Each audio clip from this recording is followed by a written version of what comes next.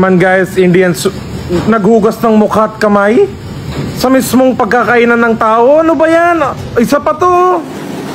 Yan guys, isa sa pinakamasarap na sweets yan na sobrang kinakain ng idol yun na si Mr. Nobody dati. Yan oh.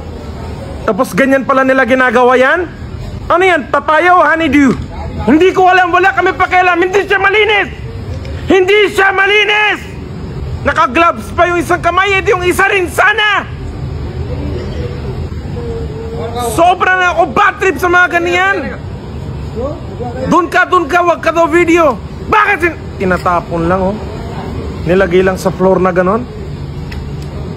Tinatapon-tapon. Grabe, dugyot pa ng pagilid nila. Tapos tusok-tusok nila yan. Tusok-tusok nila yan para palambutin.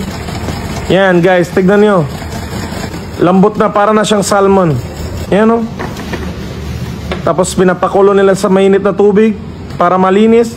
Oh, isa pa to, naka-gloves yung isang kamay, yung isa wala. Nag-gloves ka pa! Kalahati kayong madumi, kalahati kayong malinis. Ganun ba yung ibig nyo sabihin? Naka-gloves kayo? Yan na guys, chopping na sila. Yan, lipat-lipat nila from pakulo na tubig sa kabila na dry. Yan, siguro hindi ko alam. Hindi ko na alam kung ano yun. Hindi naman ako yung nagluluto eh. Yan oh, naguhugas siya ng kamay tapos mukha doon pa sa loob. Oh, minasal power nila, abot hanggang kilikili yung... Diyos ko, tumutulo-tulo pa yun. Nakasapatos pa siya, nilalabas. Oh my God. Naka-leather shoes pa. Nako, sinawsaw na yung buong kamay niya rin. Ay nako, isa ka pa. Hugas ng muka.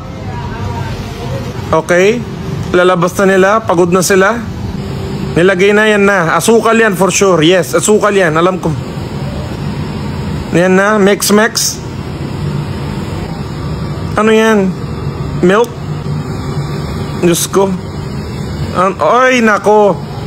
Nako, naghugas pa ng kamay sa gatas. Tapos sinausaw lang. Grabe mga kalahi ko. Wala na ako masabi yan pare. Iba talaga mentality ng aking kalahi. Yan pala yung mga binibenta nyo, yung kinakain namin na minsan dinidilaan pa namin. Ganyan pala yung paggawa. Hindi na! Hindi na! Yan na yung ready-made product. Yan na siya guys. Sobrang sarap niyan, promise. Pero ngayon nalaman ko na ganyan yung paggawa. Hindi ko na ulit yan. Mother chod. Hindi na talaga ulit yan oh.